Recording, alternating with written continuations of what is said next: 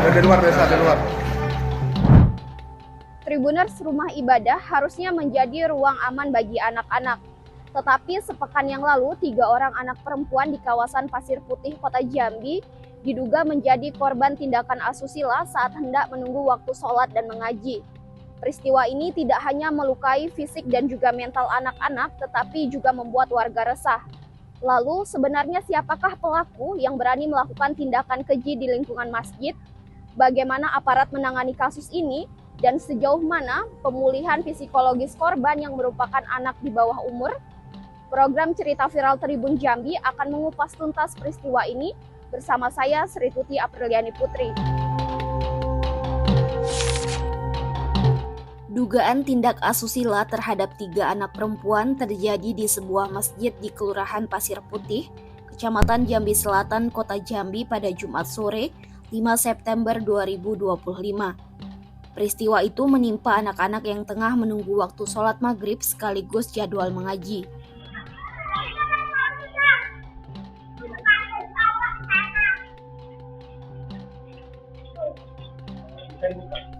Ketua RT setempat, Hidayah Taufik, menjelaskan bahwa seorang pria tidak dikenal semula datang dengan alasan mencari toilet.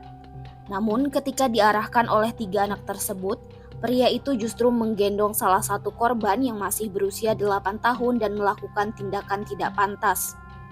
2 anak lain yang menyaksikan kejadian spontan menangis sementara korban berusaha meronta dalam keadaan panik.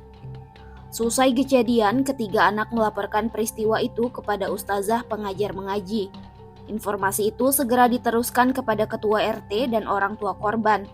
Walaupun pakaian anak-anak tidak mengalami kerusakan, mereka disebut mengalami ketakutan dan trauma mendalam. Pihak keluarga pun langsung mendampingi korban untuk membuat laporan ke polisi. Kejadian kemarin itu seperti apa Pak ya, yang ada anak bisa bully ke masjid itu?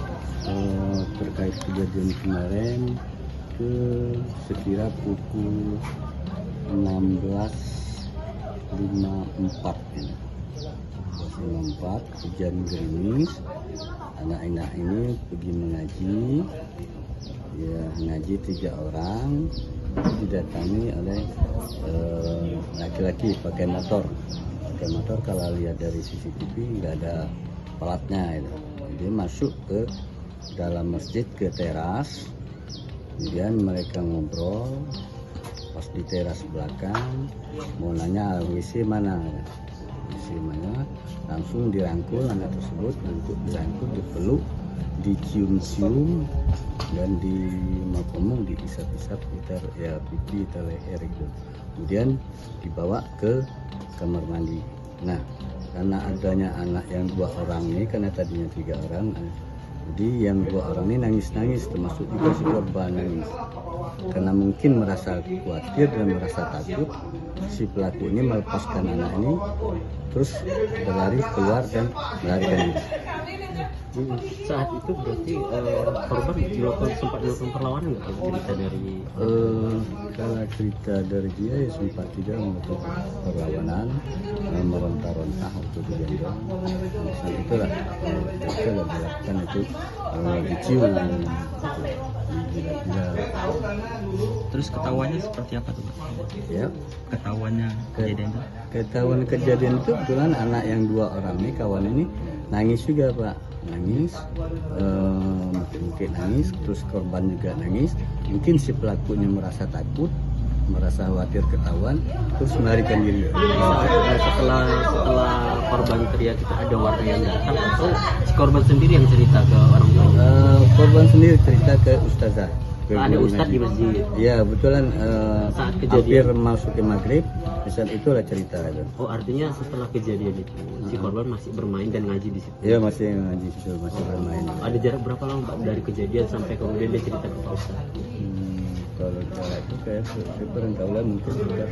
Artinya dia tidak pulang ke rumah? Enggak pulang ke rumah. Masih melanjutkan ngaji? Ya, kita dulu ngaji.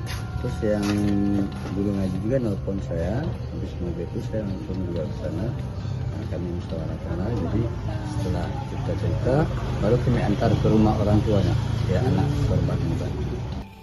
Begitu peristiwa terjadi, orang tua korban dan warga melapor ke polisi. Namun, satu di antara orang tua korban menyatakan sempat kecewa terhadap respon awal pihak kepolisian. Pasalnya, keluarga tidak langsung dilayani untuk membuat laporan resmi. Aparat yang menerima kedatangan mereka menilai kejadian tersebut belum bisa dikategorikan sebagai pencabulan karena hanya berupa ciuman dan rabaan, bukan menyentuh bagian intim. Selain itu, pihak keluarga diberitahu bahwa laporan baru bisa dibuat pada hari kerja berikutnya karena saat itu tidak ada petugas polisi wanita yang bertugas. Situasi ini membuat keluarga korban heran, apalagi petugas yang menerima mereka saat itu tidak berseragam dinas dan belum menindaklanjuti laporan secara resmi. Anak korban sendiri sempat bungkam karena syok dan baru menceritakan peristiwa setelah merasa tenang di rumah. Di sisi lain, terkait laporan tersebut, Kasih Humas Polresta Jambi, Ibda Dedi Haryadi memastikan laporan kasus tersebut akhirnya diterima Unit Perlindungan Perempuan dan Anak Satreskrim Polresta Jambi. Berdasarkan catatan resmi yang diperoleh Tribun Jambi, laporan baru terdaftar pada Sabtu 6 September 2025 sekitar pukul 17.51 waktu Indonesia bagian Barat. Setelah sejumlah jurnalis melakukan peliputan dan kronologi peristiwa disampaikan langsung kepada aparat. 2 hari setelah kejadian, Minggu 7 September 2025, polisi berhasil menangkap pelaku di kawasan Pasir Putih.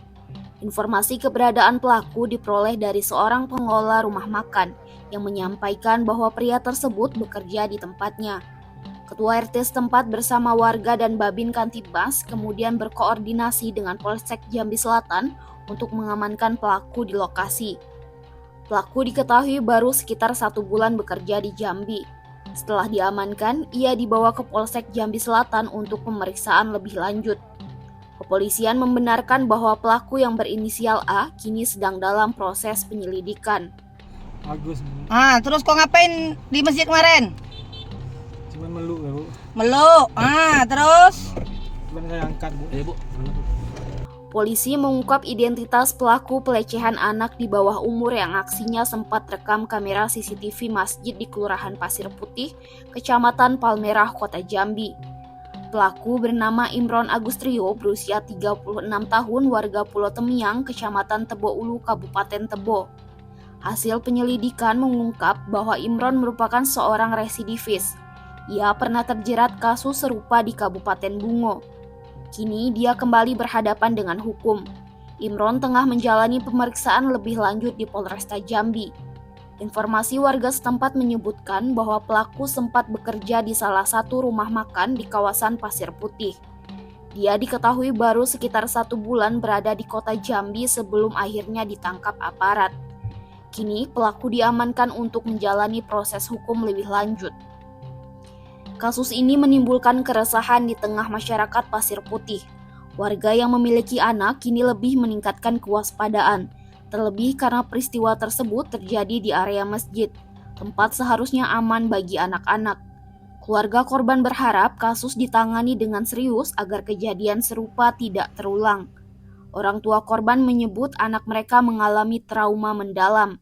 Mereka menegaskan harapan agar aparat memberikan keadilan dan memastikan keamanan anak-anak di lingkungan sekitar. Ketua Jurusan Psikologi FKIK Universitas Jambi, Desi Pramudiani menilai kasus predator anak ini bukan hanya persoalan hukum, melainkan juga masalah psikologis yang kompleks. Menurutnya, pelecehan seksual pada anak dapat memicu trauma jangka panjang termasuk gangguan stres pasca trauma, kecemasan, depresi hingga kesulitan bersosialisasi.